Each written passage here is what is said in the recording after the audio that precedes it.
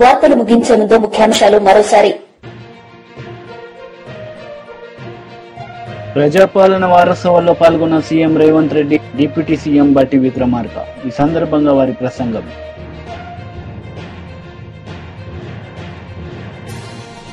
మాజీ మంత్రి Kakani Govardhan press meet, కూటమి నేతలపై ఫైర్. మాజీ గవర్నర్, ఆంధ్రప్రదేశ్ మాజీ ముఖ్యమంత్రి స్వర్గీయ కొణిజేటి రోషయ్య వర్ధంతి సందర్భంగా ఏర్పాటు చేసిన సంస్మరణ సభలో సీఎం రేవంత్ రెడ్డి పాల్గొని నివాళులర్పించారు. ఈ సందర్భంగా ఆయన మాట్లాడారు.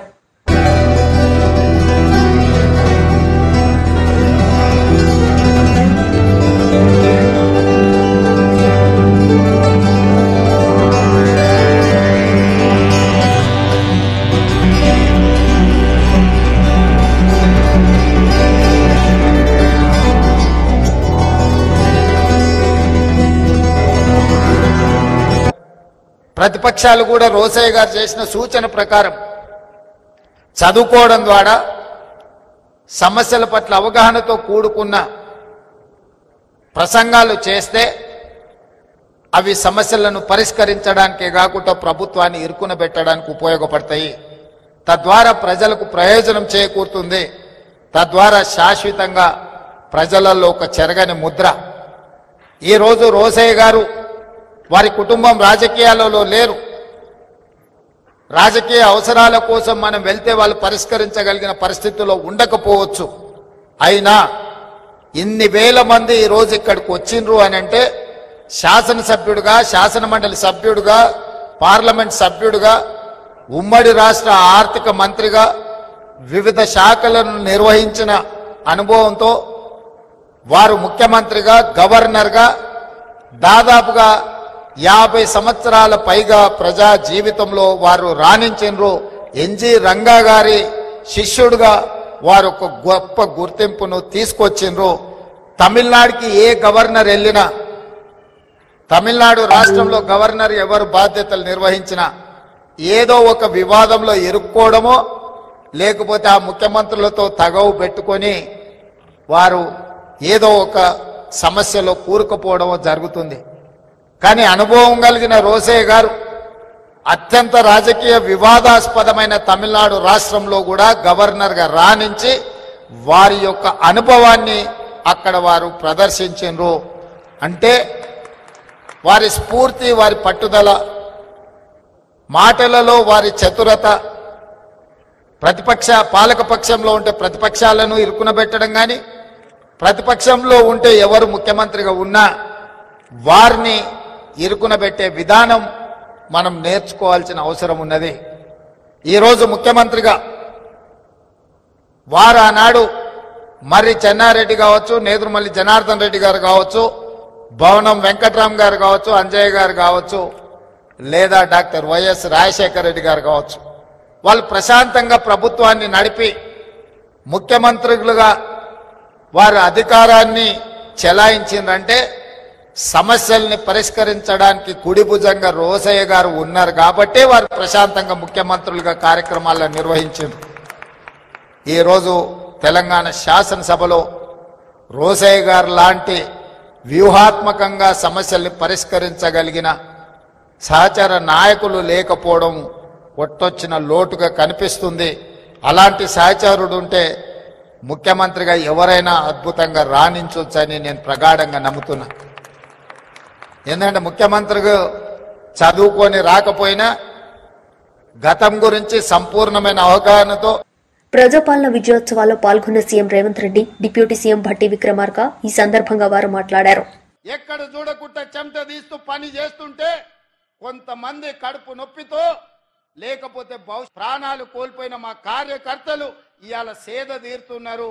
వ్యవసాయం మీద దృష్టి పెట్టినరు, ఉద్యోగ ఉపాధి అవకాశాల కోసం ప్రయత్నం చేస్తున్నారు. అంతే తప్ప శత్రువు ఏం చేస్తున్నాడో చూడక కాదు. చూస్తాం ఖచ్చితంగా. 10 నెలల పాలన మీద వాళ్ళు చేసిన విష ప్రచారం డిసెంబర్ 1 నుంచి డిసెంబర్ 9 వరకు 10 రోజులు వాళ్ళు చేస్తున్న విష ప్రచారాన్ని తిప్పికొట్టి చరిత్రను తిరగ రాస్తామని చెప్పడం జరిగింది. దానికి ఉప ముఖ్యమంత్రి వర్యులు బట్టి విక్రమార్క గారు ఈ రోజు బాధ్యత తీసుకొని ముందుకు నడిపిస్తున్నారు. మిత్రులారా, ఈ వేదిక మీద నుంచి తెలంగాణ 4 కోట్ల ప్రజలు నేను అడగదలుచుకున్నా. ఆనాడు 1,200 మంది విద్యార్థులు ఆత్మ బలిదానాలు చేసుకున్నది తెలంగాణ రాష్ట్రంలో. నెలల కొద్దీ నిరసన తెలుపుతూ, రాస్తారోకలు చేస్తూ, వంట వార్పు చేస్తూ పిల్లలు ప్రాణాలు ఇచ్చి తెలంగాణ రాష్ట్రం తెచ్చుకున్నది ఎందుకు అని నేను అడుగుతున్నా. ఇవాళ 10 సంవత్సరాలు నిజంగానే రైతులకు వాళ్ళు బోనస్ ఇచ్చుంటే, వరి వేసుకున్న రైతులకు గిట్టుబాటు ధర ఇచ్చినుంటే ఈ రోజు తెలంగాణ రాష్ట్రం సస్యశ్యామలం అయి ఉండేది.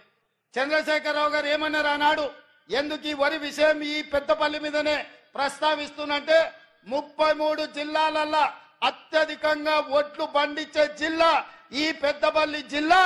2 లక్షల ఎకరాలలో సన్న ఒడ్లు పండించి రికార్డు సాధించింది. 95% ఈడ రైతుల ఖాతాలో డబ్బులు పడ్డాయి. సన్న ఒడ్లు పండించిండ్రు, వాళ్ళకు 500 రూపాయల బోనస్ వచ్చింది. ఇవాళ గిట్టుబాటు ధరతో పాటు బోనస్ కూడా తెలంగాణ రాష్ట్రంలో తెచ్చుకుంటున్నాం. ఇదే కాదు, తెలంగాణ ఉద్యమమే ఉద్యోగ ఉపాధి అవకాశాలు 10 ఏళ్ళు వాళ్ళు ఇవ్వలేదు. ఇవాళ 10 సంవత్సరాల తర్వాత మనం అధికారంలోకి వచ్చిన ఎంబడే మొత్తంగా ఒక్క సంవత్సరంలో 55,143 ప్రభుత్వ ఉద్యోగాలను నిరుద్యోగ యువకులకు అందించడం ద్వారా దేశంలోనే రికార్డు నెలకొల్పిన రాష్ట్రం తెలంగాణ రాష్ట్రం. అందులో ప్రధానంగా హోంశాఖ కావచ్చు, విద్యాశాఖ కావచ్చు, గ్రూప్ 1 కావచ్చు, వైద్య ఆరోగ్య శాఖ కావచ్చు, బీసీ సంక్షేమ శాఖ కావచ్చు, ఎస్సీ అభివృద్ధి శాఖ కావచ్చు, మైనారిటీ ఏం పని చేయట్లేదు, ప్రజలను గాలి కొదిలేశారని చెప్పి రోడ్డు మీదకి వచ్చి ధర్నాలు చేస్తాం, లేకపోతే పేపర్లో ప్రకటనలు ఇస్తాం, లేకపోతే సోషల్ మీడియాలో బురద తల్లుతాం చేసే కార్యక్రమాలు చేస్తూ ఉంటే మేమందరం అనుకున్నాం, మేము అధికారంలోకి వచ్చింది ప్రజల కోసం పని చేయటానికే తప్ప పని చేయకుండా వాళ్ళలాగా ప్రచార కార్యక్రమాలు చేసుకోవటానికి రాలేదు. మేము అధికారంలోకి వచ్చిన దగ్గర నుంచి ముఖ్యమంత్రి రేవంత్ రెడ్డి గారితో పాటు ఈ మంత్రి మండలిలో ఉన్న ప్రతి మంత్రి రోజుకి 18 గంటలు పనిచేస్తూ అనేక అభివృద్ధి కార్యక్రమాలు చేసుకుంటూ భవిష్యత్ తరాలకు ఏమేమి కావాలో చేసుకుంటూ పునాదులు వేసుకుంటూ పోతూ వచ్చాం తప్ప ఏ రోజు ప్రచారం చేసుకుందాం అనేటువంటి ఆలోచన చేయలేదు. ఒకవేళ మేము కూడా వాళ్ళలానే ప్రచార కార్యక్రమాలు చేసి ఉంటే ఈరోజు రాష్ట్రంలో ఇవాళ పెద్ద ఎత్తున ఈ కాంగ్రెస్ ప్రభుత్వం చేసినటువంటి పనులు కనపడేవి. ఆ కనపడినటువంటి అభివృద్ధిలో ఈరోజు ప్రతి మనిషి కూడా ఆనందంతో పండుగ చేసుకునేటువంటి వాతావరణం కనిపించేది. మేము ఎంతసేపటికి పని చేయటమే ప్రాముఖ్యతగా పెట్టుకొని ముందు పోతున్నాం తప్ప ప్రచార కార్యక్రమంలో పోలేదు. కానీ తప్పట్లేదు. ఈరోజు వీళ్ళు చేసే తప్పుడు ప్రచారం చూస్తూ ఉన్నప్పుడు చేసిన పనిని కూడా చెప్పాల్సిన అవసరం ఉందనేటువంటి ఆలోచనతోనే చెప్పండి, మనం 1,500 కోట్ల రూపాయలు ఇక్కడ శాంక్షన్ చేశాం, చెప్పండి అని అడిగాం. మిత్రులారా, మీకు కూడా చెప్తా ఉన్నాం, ఒక్కసారి ఆలోచన చేయండి. 1 సంవత్సర కాలంలో కేవలం 1 నెల రోజుల్లో ఈ దేశ చరిత్రలో ఏ రాష్ట్రంలో కూడా 21,000 కోట్ల రూపాయలు హార్డ్ క్యాష్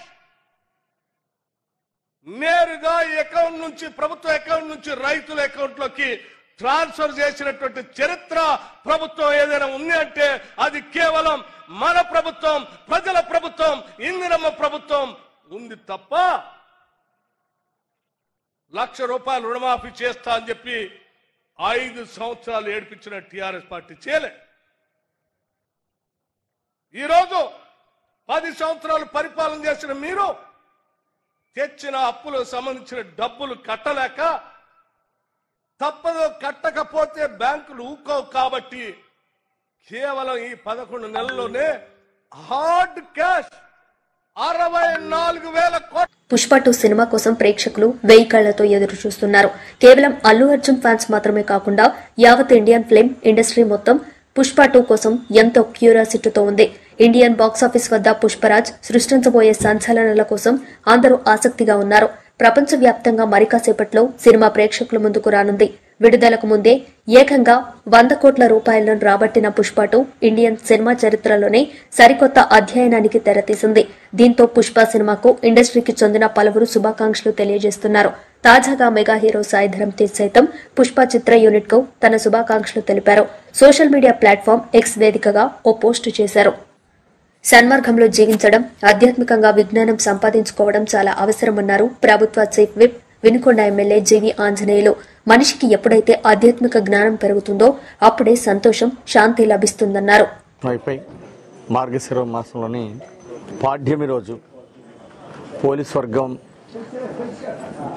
పోలిదేవత ఆశీస్సుల కోసం ఈరోజు అందరూ కూడా దీపాలకి పూజ చేసి నీళ్ళలో ఈ దీపాలని వదిలి ఒక విశేషమైనటువంటి పూజలు నిర్వహించడం జరిగింది.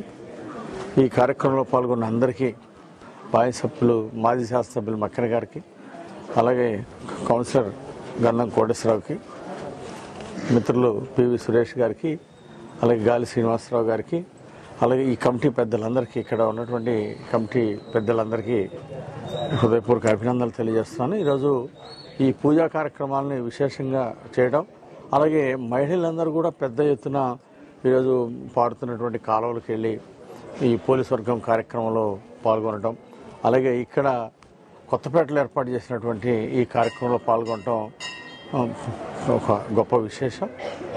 ఆ దేవుడు ఆయురారోగ్యాలు ఇవ్వాలని, ఐశ్వర్యాలు ఇవ్వాలని, అట్లాగే అందరికీ స్వర్గప్రాప్తి ఇవ్వాలని చెప్పేసి అమ్మవారిని కోరుకుంటూ ఈరోజు ఈ కార్యక్రమానికి ఆహ్వానించినటువంటి కమిటీ పెద్దలందరికీ హృదయపూర్వక నమస్కారాలు తెలియజేసుకుంటూ అందరూ కూడా మనం ఒక సన్మార్గంలో ముందుకు నడవటం, ఆధ్యాత్మికంగా ఒక విజ్ఞానాన్ని సంపాదించుకోవటం అనేది చాలా అవసరం. ఆధ్యాత్మిక జ్ఞానం ఎప్పుడైతే పెరుగుతుందో మనిషికి సంతోషం, శాంతి లభిస్తుంది. సో శాంతిగా ఎందుకు ఉండాలి, సంతోషంగా ఎందుకు ఉండాలి, ఇవన్నీ కూడా ఆధ్యాత్మిక జ్ఞానం ద్వారా ఆ భగవంతుని యొక్క ఆశీస్సులతో అందరికీ జ్ఞానం అందాలని, అందరూ సుఖ సంతోషాలతో ఉండాలని దేవుణ్ణి ప్రార్థిస్తూ, అమ్మవారిని ప్రార్థిస్తూ అందరికీ ధన్యవాదాలు తెలియజేస్తున్నాను. మాజీ మంత్రి కేటీఆర్ మీడియా సమావేశం నిర్వహించారు. ఈ సందర్భంగా పలు అంశాలపై ఆయన మాట్లాడారు.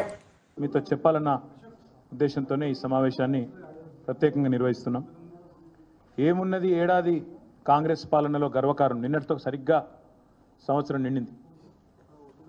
ముందుగా నేను మా పార్టీ నాయకులు, మా కార్యకర్తలకు కూడా హృదయపూర్వకంగా నేను ధన్యవాదాలు చెప్తా ఉన్నా. ఎందుకంటే బాక్సింగ్ క్రీడలో ఒక నానుడి, ఒక సామెత ఉంటుంది బాక్సింగ్ క్రీడకు సంబంధించి. ఎంత గట్టిగా మనం పంచ్ విసరగలిగినామన్నది కాదు, ఎంత గట్టిగా విసిరే పంచ్ని తీసుకొని తట్టుకొని తిరిగి నిలబడ్డామనేది ఒక క్రీడాకారుడి యొక్క నిజమైన సత్తాకు అది పరీక్ష అని చెప్తూ ఉంటారు.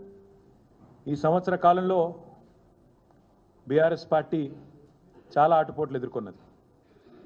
అసెంబ్లీ ఎన్నికల్లో స్వల్ప తేడాతో ఓటమి పాలైన, ఆ తర్వాత కేసీఆర్ గారికి శారీరకంగా గాయం పాలై వారు కూడా దాదాపు 3 నెలల పాటు ఇబ్బంది పడ్డా, ఆ తర్వాత మా నాయకురాలు కవిత గారిని అరెస్టు చేసి 5.5 నెలలు జైల్లో పెట్టినా, తర్వాత పార్లమెంట్ ఎన్నికల్లో మరి ఊహించని ఓటమి పాలైనా, అదే మాదిరిగా మా పార్టీ బ్యానర్ మీద గెలిచిన, మా పార్టీ జెండా మీద గెలిచిన 10 మంది ఎమ్మెల్యేలు కాంగ్రెస్ పార్టీలో చేరి వారిని గెలిపించిన ప్రజలకు ద్రోహం చేసిన, ఇవన్నీ కూడా తట్టుకొని ఎన్నో విషమ పరీక్షలు మా మీద కేసులు పెట్టినా, మమ్మల్ని ఇబ్బంది పెట్టే ప్రయత్నం చేసిన, అడుగడుగున అవమానాలు వేధించే ప్రయత్నం చేసిన, ఇవాళ సంవత్సరం తర్వాత తిరిగి మళ్ళీ ఒకవైపు గురుకుల బాట పట్టినా, మరొక వైపు లగచర్లలో గిరిజన రైతుల పక్షాన నిలబడ్డా, అదేవిధంగా రాష్ట్రంలోని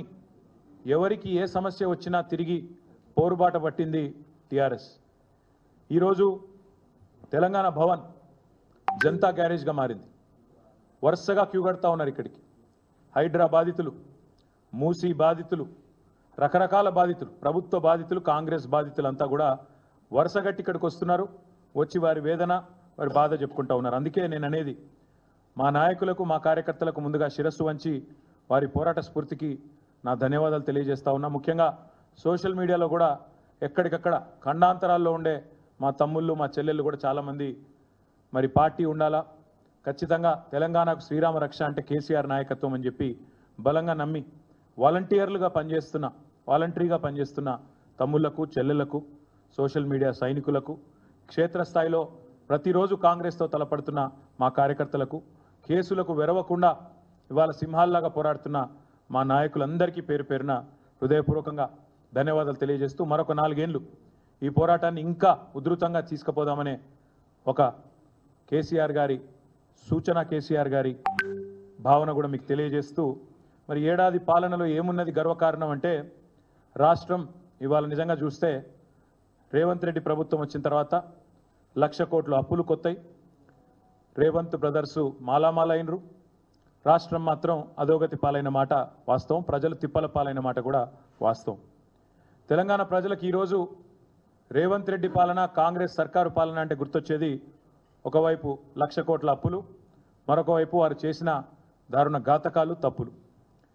సంవత్సరం నిండింది, మరి సంవత్సరం నిండిన తర్వాత ఏం సాధించినవయ్యా నువ్వు అని చెప్పేవాడిని అడిగితే చెప్పడానికి సమాధానాలు లేవు.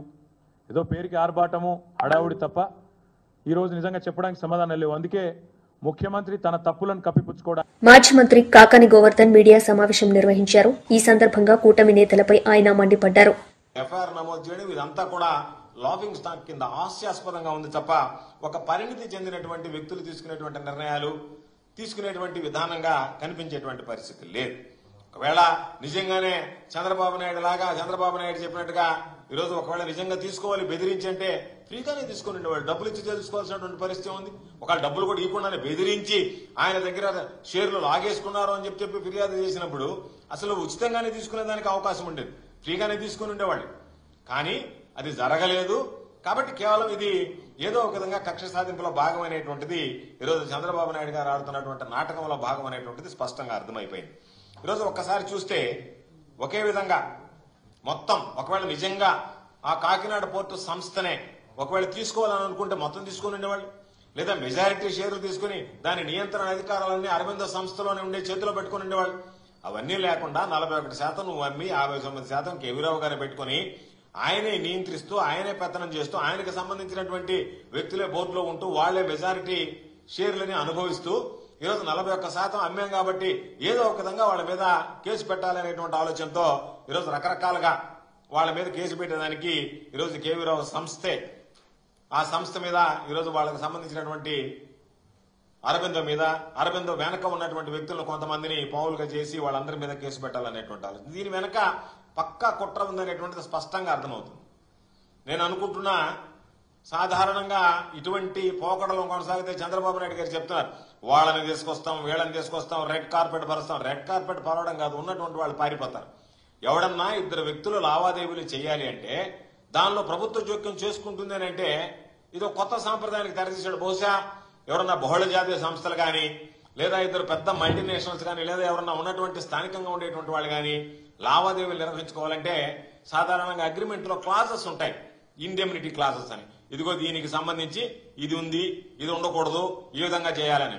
ఇక రాబోయేటువంటి రోజుల్లో నేను అనుకుంటున్నా, నేను అభిప్రాయపడుతున్నా, చంద్రబాబు నాయుడు గారి మీద, చంద్రబాబు నాయుడు గారికి ఎవరి ద్వారా ఫిర్యాదు చేయించి చంద్రబాబు నాయుడు గారు మా మీద కేసులు నమోదు చేయకూడదు, కాబట్టి మీరు అమ్మకపుదారులు, కొనుగోలుదారులకి ఆ జవాబుదారీ ఇవ్వండి. చంద్రబాబు నాయుడు గారి దగ్గరికి మీరు వెళ్లి ఫిర్యాదు చేసి మా మీద కేసులు నమోదు చేయకుండా చూడండి అనేటువంటి ఒక క్లాజ్ కూడా, అంటే మీరు ఫిర్యాదు చేసినా మా మీద కేసులు నమోదు చేయడానికి కుదరదు అనేటువంటి ఒక క్లాజ్ కూడా యాడ్ చేయాల్సినటువంటి పరిస్థితి ఏర్పడుతుందేమో ఈరోజు చంద్రబాబు నాయుడు గారు తీసుకుంటున్నటువంటి వ్యవహారాల వల్ల.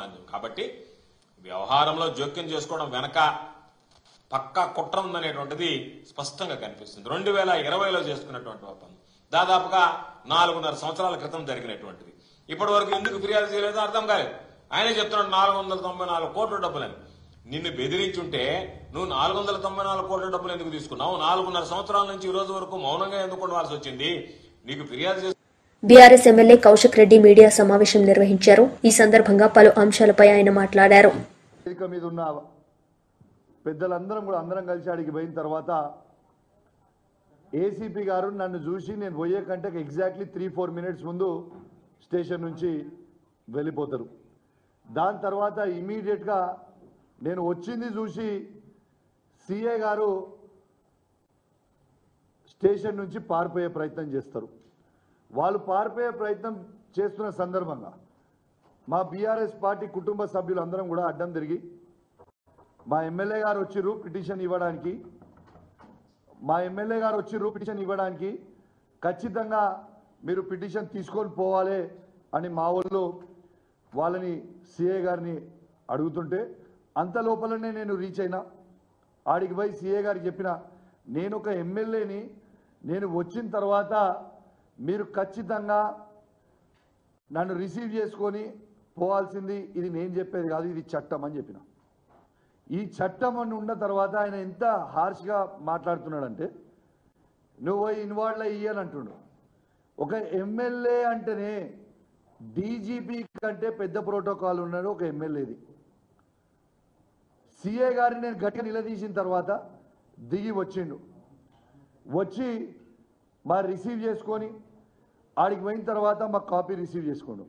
సరే, అల్టిమేట్గా వాళ్ళు ఎన్ని చిల్లర పనులు చేసినా పోలీస్ వాళ్ళకు కూడా నేను విజ్ఞప్తి చేస్తూ ఉన్నాను.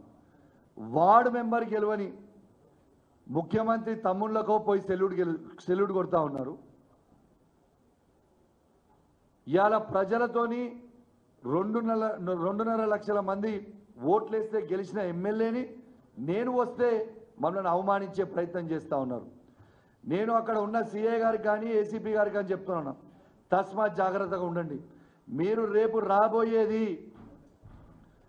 బీఆర్ఎస్ ప్రభుత్వం, కేసీఆర్ గారు మళ్ళా ముఖ్యమంత్రి కాబోతున్నారు అనేది మీరు గుర్తుపెట్టుకోండి. మీరు ఇవాళ ప్రవర్తించిన ప్రతిదానికి మీరు ఖచ్చితంగా మూల్యం చెల్లిస్తారు, దీన్ని మర్చిపోకరు అని చెప్తా ఉన్నాను. సరే, అల్టిమేట్గా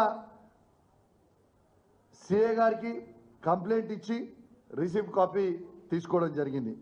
అల్టిమేట్లీ కంప్లైంట్ ఏంటంటే, ఇవాళ నేను కంప్లైంట్ కాపీ, ఇది ఏసీపీ గారు పారిపోయారు కాబట్టి ఆ కాపీ ఇంకా నా దగ్గరనే ఉంది. సిఏ గారికి మాత్రం సేమ్ కాపీ సిఏ గారికి అడ్రస్ చేసి ఇచ్చినాం. ఈ కాపీ ఏంటంటే, ఒక ఎమ్మెల్యేగా నేను ఉండి నా ఫోను ఈ ప్రభుత్వం రేవంత్ రెడ్డి గారు, ఇంటెలిజెన్స్ ఐజీ శివధర్ రెడ్డి గారు నా ఫోన్ ట్యాపింగ్ చేస్తున్నారు అని ఇవాళ నేను పిటిషన్ ఇవ్వడం జరిగింది.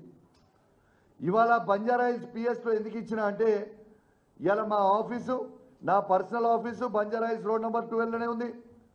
మా పార్టీ. నమస్కారం, వార్తలకు స్వాగతం. ముందుగా ముఖ్యాంశాలు. ప్రజాపాలన వారోత్సవాల్లో పాల్గొన్న CM Revanth Reddy, deputy CM బట్టి విక్రమార్క. ఈ సందర్భంగా వారి ప్రసంగం.